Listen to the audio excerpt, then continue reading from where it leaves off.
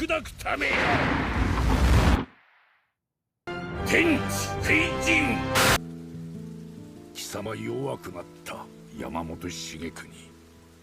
その通りだ。 Bro, you have no idea how long I've been waiting for this moment. Like, it has to have been probably like 8 years, 6 years, at least 5 years since I've been waiting for this moment in particular. And I'm not just talking about episode 6. Bro, like, even episode 7, like, I was like, how could you follow up literally Zanka no Tachi? Like how? The only thing that happens next is Ichigo showing up and actually confronting Yuha, like, directly. And I was like, okay, bro, how you going? How you going? And they did it, bro. Once again,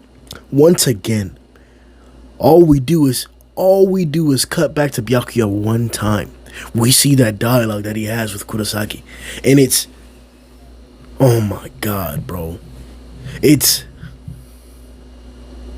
exactly what you need.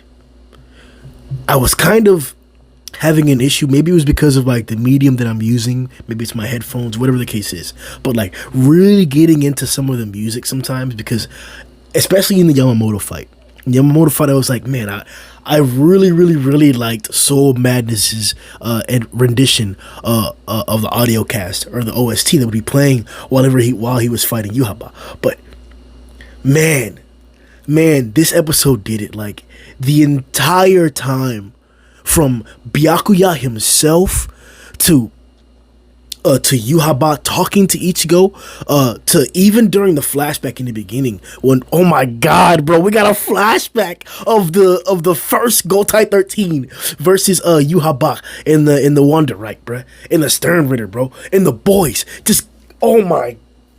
Bro, I had no idea we would get these kinds of expansions or continuations of the manga, expanding or added canon in the anime. I guess you could call it anime only, but it's canon. To me, it's 100% canon. Everything that happens in the 1,000-Year Blood War arc is vetted, confirmed, if not rewritten by Kubo himself. I've heard it like several times. I think it was like last that's what it was. The Aizen scene.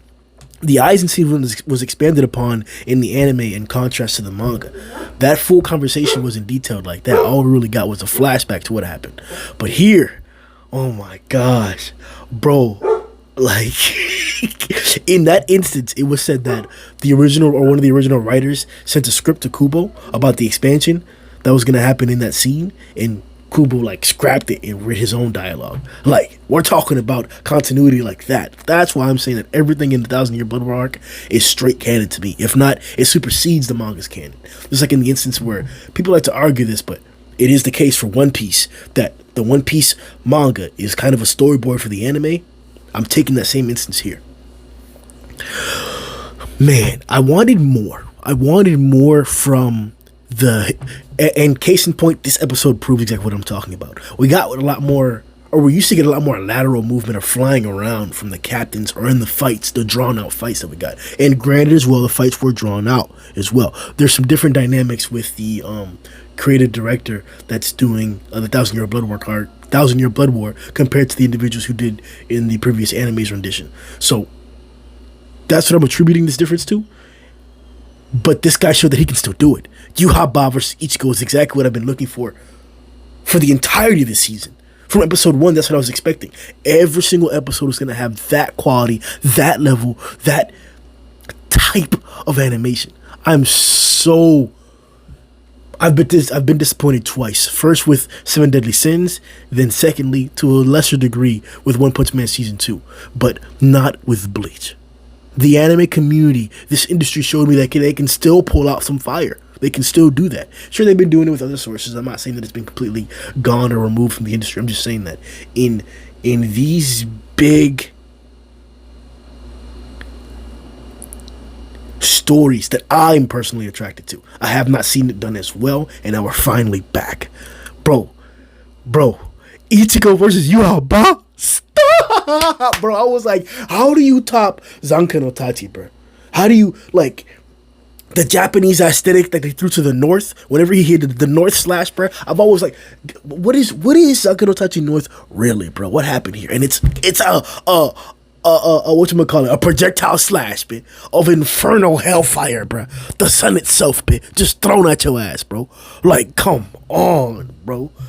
Like, east, bro, just everything on the tip, bro. Oh my god.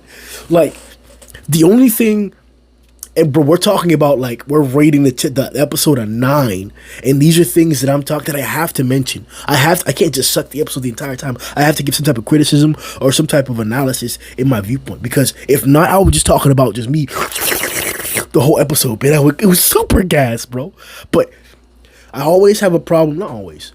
I have a problem with CGI in anime, at least how they blend it a lot of times. I haven't seen it done that well too many times, but you can also take the instances of, like, in big movies, like, whatchamacallit, Revenge of the Sith, what I think is, like, the best Star Wars movie ever, has, it's full of CGI. The majority of it is CGI, and it doesn't hold up as well today, but back then it looked just fine, and I would even say 2-3 years ago, it still held up just fine, but that's not the same here. It's not the same as in this industry, and that's the only nitpick that I have. That I wanted more of an intense, and I wanted more elaboration upon Zankan-no-Tachi South. To be honest, what I really wanted the elaboration on it to be was that as the skeletons were gonna be in their trillions, which was omitted from the anime, which is fine. It's not. I don't. It's whatever. It's fine. It was still devastating. I did want to see Yahba struggle more.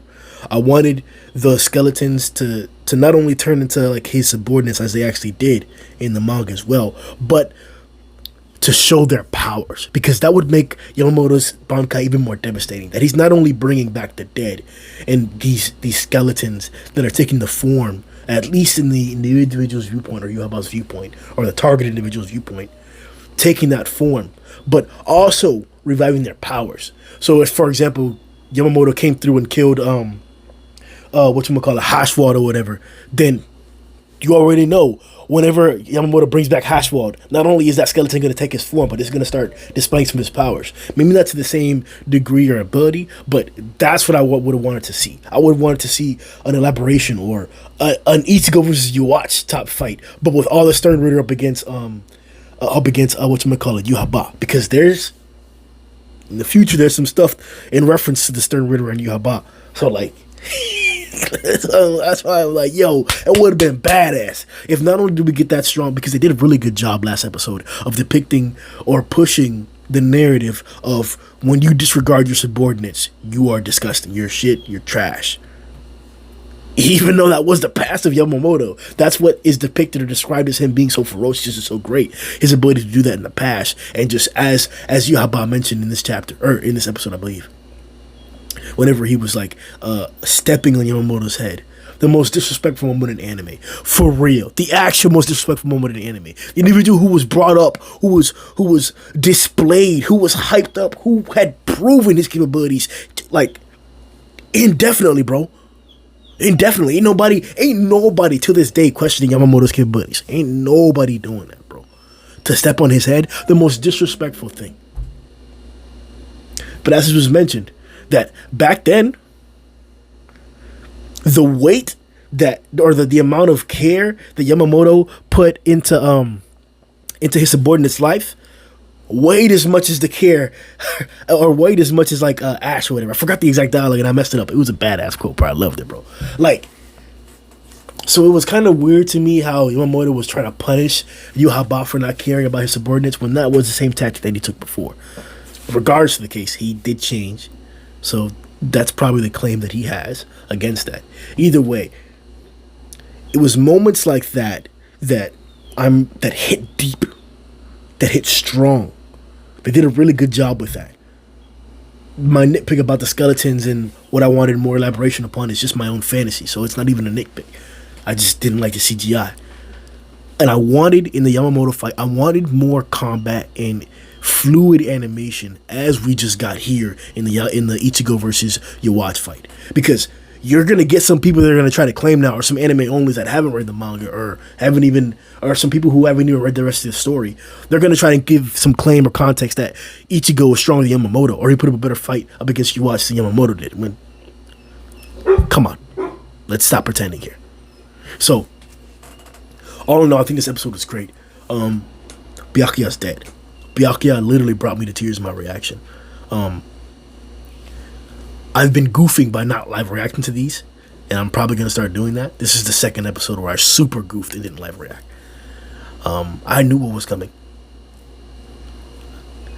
It's the desire of watching the episode versus the desire of like reacting to it. Like, we're talking about getting home from work and just having the excitement of seeing the episode, and then it's, oh my god, it's my love for Bleach is deep, bro. Like, this is like literally the first anime, the first thing that got me in the anime, the best thing. Like, I don't know, bro. These 2 episodes were spectacular. I want to talk more about it. We may do a discussion one day. Like the video, subscribe.